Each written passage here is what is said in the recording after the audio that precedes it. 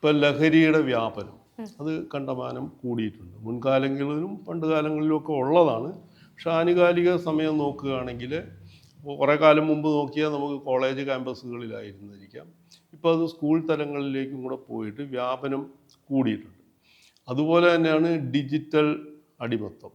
അത് കണ്ടമാനം വർദ്ധിച്ചിട്ടുണ്ട്. അതായത് സോഷ്യൽ മീഡിയ അടക്കമുള്ള എല്ലാ കാര്യങ്ങളും വർദ്ധിക്കുക, അതിനകത്തേക്കുള്ള ഇൻവോൾവ്മെൻറ്റ് കുട്ടികളെന്ന് പറയുമ്പോൾ ചെറിയ കുട്ടികളടക്കമുള്ളവരുടെ ഇൻവോൾവ്മെൻറ്റ് വളരെ കൂടിയിട്ടുണ്ട്.